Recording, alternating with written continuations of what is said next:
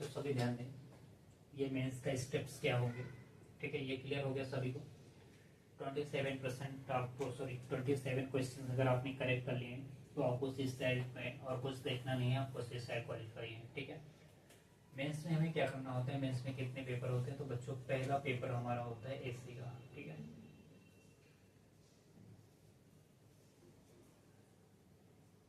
AC का 250 number का, ठीक है। दूसरा हमारा जीएस 1 से लेकर के 4 तक, ठीक है। जीएस 1 2 3 4, ठीक है। 3 4 5, इसमें टोटल 9+9 एग्जाम्स देने होते हैं, सभी 250 नंबर के, ठीक है। सभी 250 अंक के होते हैं, ठीक है।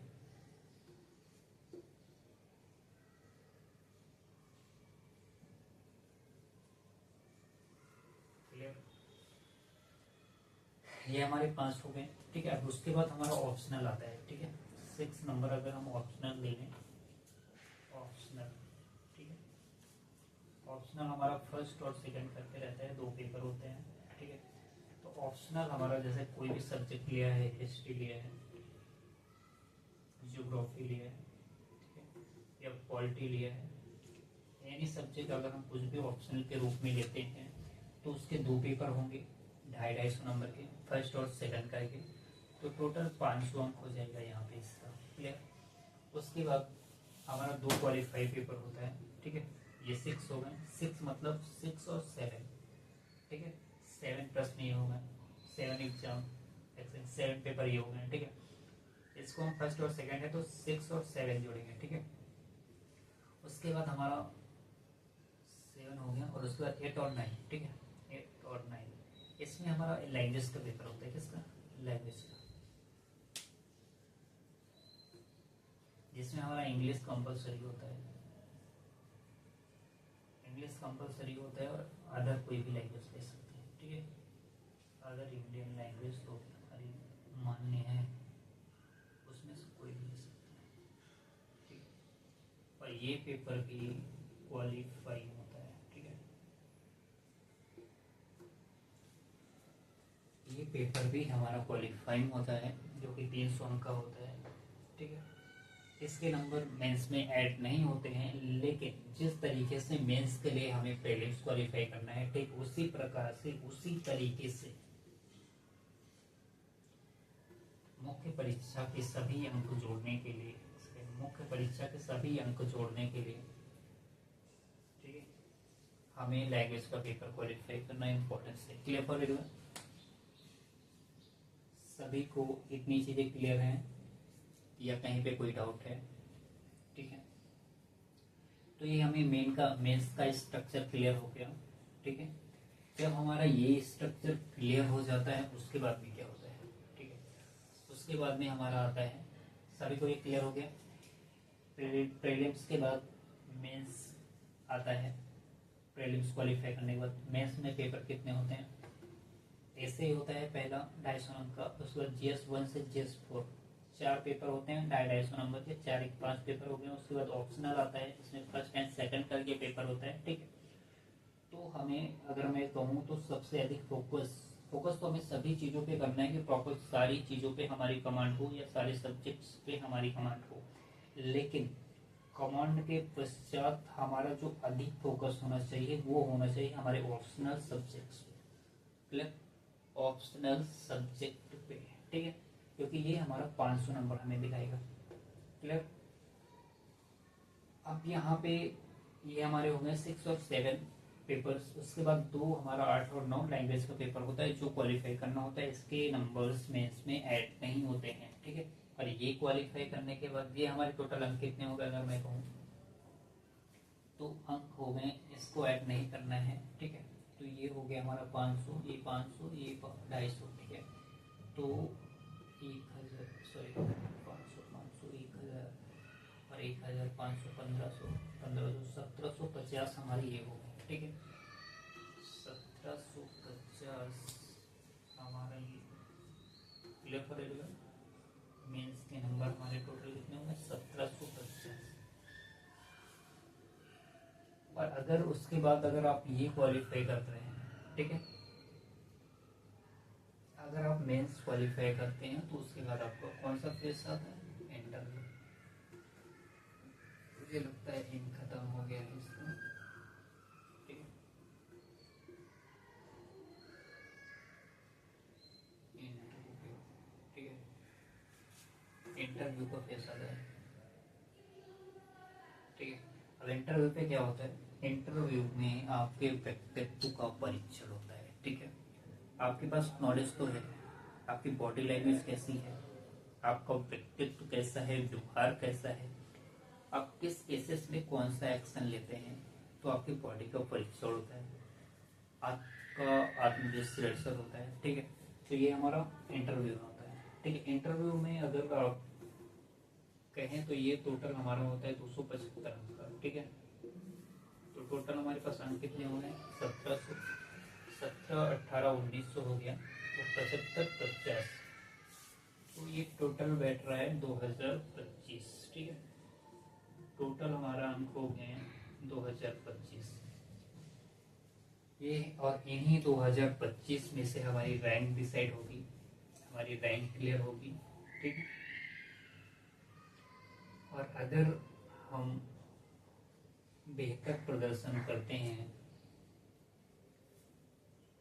ठीक है, अगर हम इंटरव्यू में बेहतर प्रदर्शन करते हैं, सारी चीज़ें बेटर रहती हैं, करना कुछ नहीं है आपको इंटरव्यू में, आपकी बॉडी लैंग्वेज अच्छी होनी चाहिए, ड्रेसिंग सेंस अच्छी होनी चाहिए, क्वेश्चन को सॉल्व करके उनका आंसर देने की प्रक्रिया, प्रोसेस, बोलने का तरीका वो बेटर होना चाहिए, ठीक है। ऐसा कुछ नहीं है कि सारे प्रश्नों का आंसर देना ही इम्पोर्टेंस है, क्योंकि ऐसा कोई व्यक्ति नहीं है जिसको सारे प्रश्न आते हो सकता है कि अभाव में देखने को मिल जाए, लेकिन क्लियरली देखें तो ऐसा कोई नहीं होता है जिसको सारे प्रश्न आते हो। इसलिए आपको प्रश्न ना आने का वो प्रेशर आप कैसे हैंडल करते हैं वो आपके अंदर होना चाहिए। और मुझे पता है जितने भी व्यक्ति इस चीज को फेस करते हैं क्लियर तरीके से, तो वो एजुकेशन उन लोग को फ्री ऑफ कॉस्ट दे देता है ये चीजें, ठीक है, प्रेशर हैंडल करने का, क्लियर, उसमें कोई डाउट नहीं। सिंपल सी बात है, ये प्रश्न हमें नहीं आता है तो सॉरी मैम या सॉरी सर, मैं रिकॉल नहीं कर पा रहा हूँ अभी, हम ऐसा कह सकते हैं। लेकिन जो हमारे बोलने का एक तरीका होना चाहिए, ठीक है, समझ रहे हैं, एक तरीका होना चाहिए, और ऐसा तरीका होना चाहिए कि वो चीज हम आसानी से कह पाए, ठीक है। तो ये हो गया हमारा, और इसमें से आपके जितने अंक आते हैं उससे आपकी रैंक डिसाइड होती है, क्लियर फॉर एवरीवन। अभी मैं आपको आपकी 2025 2024 के जो क्वालिफाइंग एस्पिरेंट्स हैं उनकी मैं लिस्ट दिखा देता, ठीक है, लेकिन अभी नहीं दिखा पाऊंगा। उसमें से आपको पता है कि शक्ति दुबे, ठीक है, शक्ति दुबे इलाहाबाद फर्स्ट रैंक है, ठीक है, फर्स्ट रैंक, उनके भी नंबर बेटर थे, ठीक है। और ये जो हमारा एग्जाम्स पैटर्न था बस यही है और कुछ नहीं है। और इसके बाद मैं आपको एक चीज़ और क्लियर कर देता हूँ कि कौन से पेपर में कौन कौन से सब्जेक्ट्स जो होते हैं और उनको कैसे क्लियर करना है, ठीक है।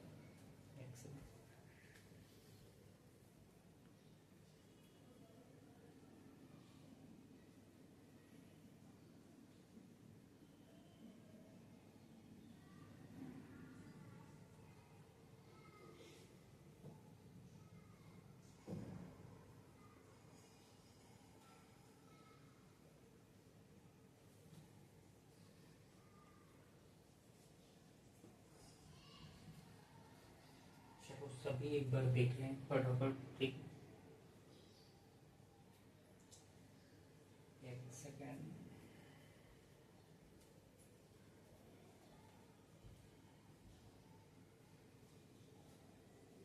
सभी जो भी क्लासेस कराई जाती हैं सभी अच्छी तरीके से इन पे फोकस रखेंगे, ठीक है। और चीज़ें मैं इस प्रकार से सभी को एक्सप्लेन कर रहा हूँ कि किसी भी बच्चे को कुछ भी प्रॉब्लम्स ना हो, या कहीं पे हो सकता है कभी बाय मिस्टेक कोई स्टेप्स आगे पीछे हो जाए, ठीक है, कॉमन सी बात है, कभी कभी ऐसा हो जाता है रेफरेबल, तो वो चीज़ें आपको तुरंत बतानी है और हम लोग वो चीज़ें बहुत जल्दी करेंगे। Clear for? चलो अब हम देखते हैं कौन से एग्जाम्स में कौन कौन से सब्जेक्ट्स होते हैं। Clear for? तो अगर मैं कहूँ प्रीलिम्स कैसे कवर करना है, ठीक है, प्रीलिम्स फैक्ट का पेपर है, ठीक है। तो प्रीलिम्स में अगर मैं कहूँ तो जितने भी मेंस में, पहले मैं मेंस का बता देता हूँ आप सभी को, उसी मेंस के अकॉर्डिंग प्रीलिम्स की प्रिपरेशन होती है, ठीक है। जैसे मेंस में अगर मैं कहूँ तो हमारी ऐसे के लिए हमेशा प्रैक्टिस करना है, प्रैक्टिस पे फोर्स करना है बस। प्रैक्टिस प्रैक्टिस प्रैक्टिस, ऐसे हमारा वैसे कंप्लीट हो जाएगा, ठीक है। और ऐसे कंप्लीट कैसा होगा उसके लिए अन्य सब्जेक्ट्स हैं, ठीक है। जैसे हमारा GS1 हो गया, ठीक है, जनरल स्टडीज 1। GS1 में हमारा क्या आता है, तो इंडियन एंड वर्ल्ड हिस्ट्री, ठीक है, इंडियन एंड, सभी ध्यान से देखेंगे, Indian and world history. Clear? पहले तो देख लो प्रॉपर सभी को दिख रहा है।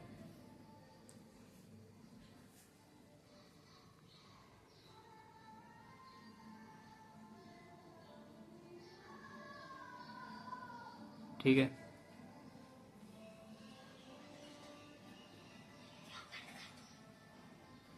क्लियर? तो ये हमारा हो गया इंडियन एंड वर्ल्ड हिस्ट्री। उसके बाद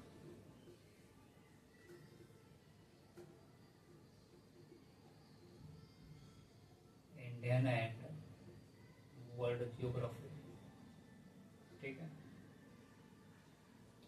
जियोग्राफी। उसके बाद हमारा आता है आर्ट एंड कल्चर, सोशल ले लेते हैं पहले। उसके बाद हमारा आता है सोशल, सोशल के बाद आता है हमारा आर्ट एंड। पहली चीज़ें ये कि सभी को प्रॉपर दिख रहा है, इसमें ईंट डालना पड़ेगा मुझे, ठीक है। तो उसके बाद आता है हमारा art and culture, art and, ठीक है, कल्चर। तो ये हमारा हो गया GS1 के पेपर से। एक सेकेंड, ये हमारा हो गया GS1 के सब्जेक्ट्स हो गए, इसमें क्या क्या आ गया, ठीक है।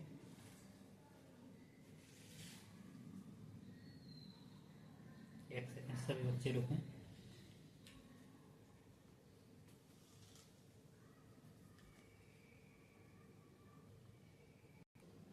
ठीक है, तो ये चीज़ें क्लियर हो गई। अभी हम लोग इंक डाल लेंगे, अभी प्रॉपर चलेगा, ठीक है। एक बार लिख करके देखते हैं। पहली चीज़ ये है कि सभी बच्चों को प्रॉपर तरीके से चीज़ें एक्सप्लेन करना और बच्चों को क्लियरली समझ में आना बहुत ही इम्पोर्टेंट है, क्योंकि विदाउट अंडरस्टैंडिंग आप कहीं आगे बढ़ नहीं सकते। एक सेकेंड,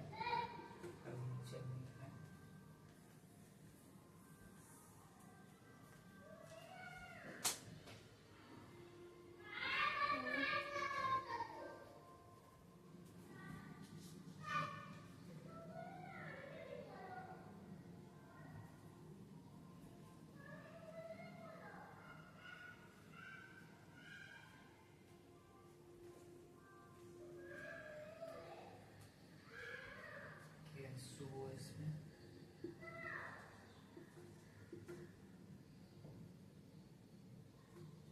एक सेकेंड बच्चों,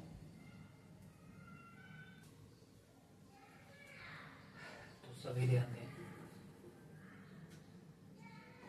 ये हमारा अभी चलने लगेगा, ठीक है, art art and culture, clear करेगा। आर्ट एंड कल्चर सभी ध्यान से देखेंगे, सारी चीजें क्लियर दिख रही होंगी, ठीक है।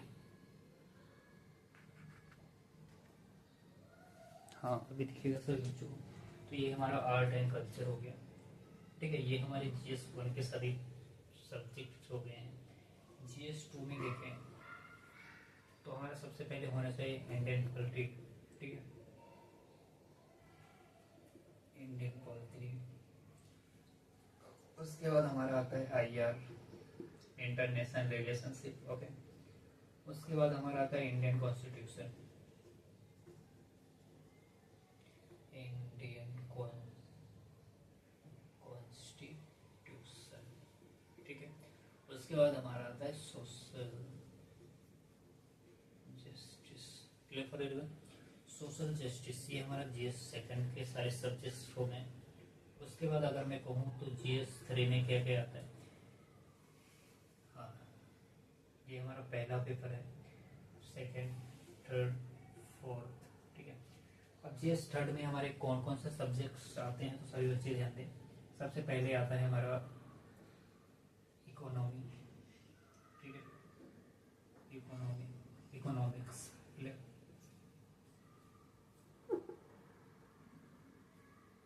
Economics, ecology and environment,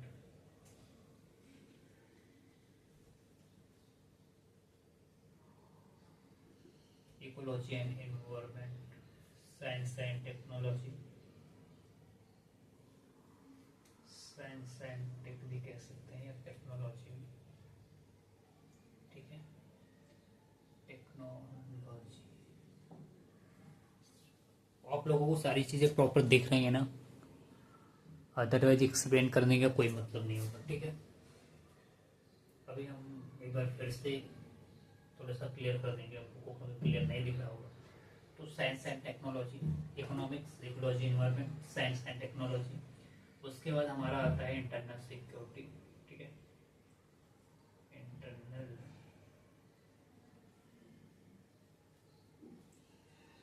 security. उसके बाद हमारा आता है डिजास्टर मैनेजमेंट, डिजास्टर मैनेजमेंट, ठीक है, डिजास्टर मैनेजमेंट 1 2 3 4 5, ये हमारे 5 सब्जेक्ट्स हो गए हैं GS3 के पेपर में, ठीक है। GS4 में देखें, GS4 में हमारा आता है एथिक्स। मैंने शायद पिछले टाइम एथिक्स नहीं बताया है, ठीक है, आप लोगों को बताया भी नहीं किसी ने, ठीक है। तो हमारा एथिक्स आता है GS4 में। और एथिक्स में हमारे क्या करना होता है, इसमें हमें अगर देखूं तो केस स्टडी पे अधिक ध्यान देना होता है, ठीक है। एथिक्स में केस स्टडी पे हमें फोकस करना होता है। हमें केस स्टडी की एक बुक लेनी है, केस स्टडी पे फोकस करना है, केस स्टडी की एक बुक ले लेंगे तो वहां से हमारा एथिक्स क्लियर हो जाएगा, ठीक है, क्लियर। क्योंकि वहां पे जो प्रश्न हमारे केस स्टडी में पूछे जाते हैं वो भी दिया गया है, और केस स्टडी में केस के बारे में भी बताया गया है, क्लियर फॉर एवर। तो ये हो गया हमारा 5 पेपर, ठीक है। तो पहला पेपर GS1 2 3 4 ये सारे सब्जेक्ट्स हो गए उनके, ठीक है। सभी को क्लियर दिख रहा होगा, अगर नहीं दिख रहा है तो 1 मिनट में फिर से कर दो। इंडियन एंड पॉलिटी,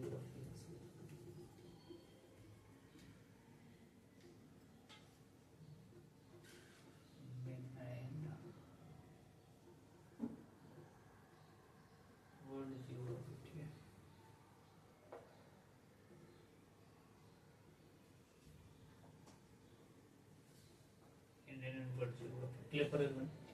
उसके बाद सोशल, समाज हमारा पढ़ना पड़ता है आपको, ठीक है। उसके बाद हमारा आर्ट एंड कल्चर, क्लियर पर।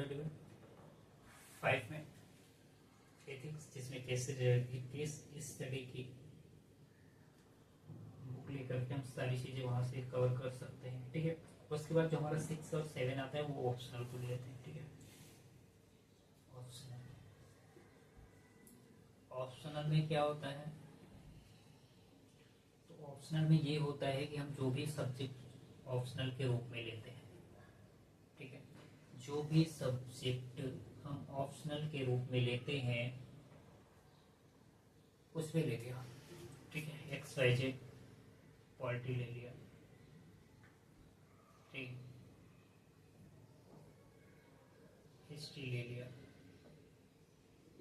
या इनमें से कोई भी सब्जेक्ट ले लिया, ध्यान दे सभी, इनमें से कोई भी सब्जेक्ट हम ऑप्शनल के रूप में ले लिए, तो ऑप्शनल में अलग से बुक परचेस नहीं करनी, इसी में से जिस सब्जेक्ट को हम ऑप्शनल के रूप में लेंगे उसमें के 2 पेपर होंगे और उससे हमें अच्छे तरीके से कवर करना होगा। ये आपका इन सब में से कोई भी सब्जेक्ट्स आप ले सकते हैं, अदरवाइज अन्य सब्जेक्ट को भी ले सकते हैं, ये दोनों पे कंडीशन अप्लाई होगी, ठीक है। फर्स्ट और सेकंड के लिए आपको कुछ नहीं करना, सब्जेक्ट चूज करना है ऑप्शनल में और पढ़ाई करनी है, उससे सारी चीज़ें क्लियर हो जाएंगी, क्लियर हो रही है। तो ये हमारा 2 पेपर्स हो गए, 5, 6 एंड 7, ठीक है। उसके बाद क्या करना है हमारा 8 और 9 लैंग्वेज का पेपर आता है, 8 और 9 लैंग्वेज का पेपर। लैंग्वेज में हमारा कॉमन प्रश्न होते हैं, ठीक है। इंग्लिश कंपल्सरी रहता है,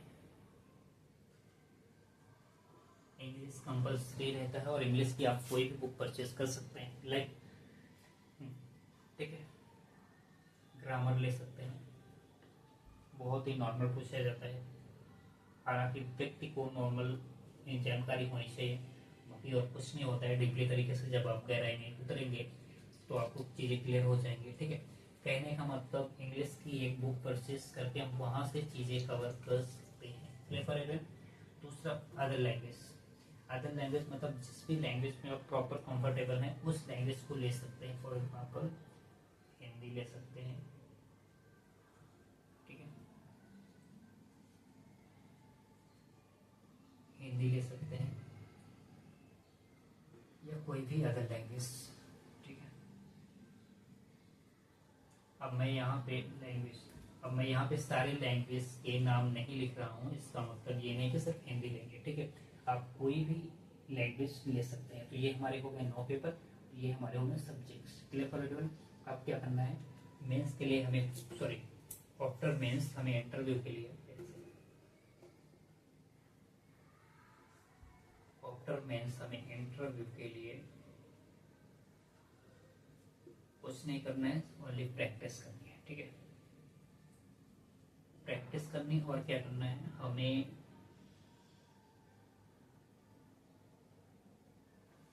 इंटरव्यू की प्रैक्टिस प्लस उस समय के करंट मुद्दे, ठीक है, इसको भी रिवाइज करना ही है, देखना ही है, क्योंकि मैक्सिमम इंटरव्यू में देखा गया है कि करंट मुद्दों पे अधिक इंटरव्यूअर का फोकस रहता है। तो अगर हम करंट मुद्दों से अवगत रहेंगे तो उन प्रश्नों के हम आंसर दे पाएंगे और चीज़ें क्लियर कर पाएंगे, क्लियर फॉर एवरीवन। तो हमें अपनी सभी पूरी स्टडी के साथ करंट मुद्दों पे, करंट अफेयर्स पे हमें अधिक फोकस करना है, क्लियर फॉर एवरीवन। तो ये हमारा रहा यूपीएससी का exams pattern, clear for everyone. अब हम लोग सारी चीज़ों को अच्छे तरीके से पढ़ेंगे, अच्छे तरीके से समझेंगे, ठीक है। और हाँ, प्रीलिम्स के लिए मेन सब्जेक्ट्स उठा लेना है, history, geography, polity, constitution, economics, ecology, environment science and technology, disaster management, मतलब इनमें से इम्पोर्टेंस टॉपिक, मेन टॉपिक्स उठा लेना है। उसके बाद उनका प्रैक्टिस सेट सारा लगाना है, लेकिन प्रैक्टिस सेट बच्चों आपको तभी आएगा जब आपकी प्रॉपर स्टडी हो गई होगी, ठीक है। अदरवाइज आप फैक्ट, ओनली फैक्ट के रूप में पढ़ेंगे तो उतनी जल्दी चीजें क्लियर अंडरस्टैंडिंग नहीं होगी, क्लियर फॉर एवरीवन, समझ गए सभी। कहने का मतलब ये कि प्रीलिम्स के लिए आप एक बार ये सब्जेक्ट कवर कर लो, कवर करने के बाद जब आप प्रीलिम्स के लिए जाते हो तब आप प्रैक्टिस सेट लगाएंगे, तब आपको बेहतर तरीके से, बेटर अंडरस्टैंडिंग के साथ चीजें समझ में आएंगी, ठीक है। सबसे इम्पोर्टेंट बात, अगर आप इन चीजों को छोड़ करके सिर्फ प्रीलिम्स पे फोकस करते हैं, किस पे, इन चीजों को छोड़ करके सिर्फ प्रीलिम्स पे फोकस करते हैं, तो आप प्रीलिम्स में भूलेंगे ज्यादा, चीजें याद नहीं होंगी, थोड़ी थोड़ी चीजें पकड़ में आएंगी, ठीक है। आपकी हायरार्की नहीं बन पाएगी, हायरार्की मीन्स एजुकेशन के अकॉर्डिंग, ठीक है। तो ये चीजें मेरे अकॉर्डिंग पहले कवर कर लो, उसके बाद प्रीलिम्स पे प्रैक्टिस करो, बेहतर कनेक्शन होगा, बेटर तरीके से आप कवर कर सकते हो, ठीक है। तो ये चीज आपको इम्पोर्टेंस के रूप में ध्यान देना है। Clear for everyone? अभी तो ये चीजें क्लियर हैं, ठीक है, बस और कुछ नहीं, इतना ही कवर करना है, ठीक है। और हम लोग अब प्लानिंग के अकॉर्डिंग सिस्टमेटिक तरीके से प्रत्येक थ्योरी सब्जेक्ट्स पे डिटेल से डिस्कस करेंगे और चीज़ें कवर करेंगे, ठीक है। तो ऑल द बेस्ट सभी को, सभी लोग अच्छे से ध्यान दें और चीज़ें अच्छे तरीके से कवर करें। कहीं पे कुछ भी प्रॉब्लम होता है, कहीं पे कोई भी लाइन पहले बोलने की जगह आगे निकल गई, कुछ लिखने में आगे पीछे हो गया, ठीक है, तो आप लोग तुरंत इन्फॉर्म करेंगे, ठीक है। कहीं पे मिसअंडरस्टैंडिंग होती है, आप लोग तुरंत बोलेंगे, ठीक है। क्योंकि स्टडी में अक्सर मैक्सिमम ऐसा होता है कि फैक्ट इतने सारे माइंड में रहते हैं, तो हम लोग जब फैक्ट लिखते हैं अपने अकॉर्डिंग सही लिख रहे होते हैं, लेकिन कहाँ पे कौन सा फैक्ट लिखें, कंसल्टेशन के साथ लिखते हैं, लेकिन कभी प्लस माइनस हो जाता है तो आप लोग तुरंत इन्फॉर्म करें, ठीक है। अदरवाइज हम लोग सारी चीज़ें बेटर तरीके से प्रॉपर इन्फॉर्म करते हैं, प्रॉपर लिखते हैं, बट आपकी अंडरस्टैंडिंग के लिए कहीं पे भी मिसअंडरस्टैंडिंग है तुरंत क्लियर करें। क्लियर करें तुरंत? चलो, ऑल द बेस्ट सभी को, सभी लोग प्रॉपर कंटिन्यू स्टडी पे, अपनी प्रिपरेशन पे ध्यान दें, ठीक है। सभी को ऑल द बेस्ट।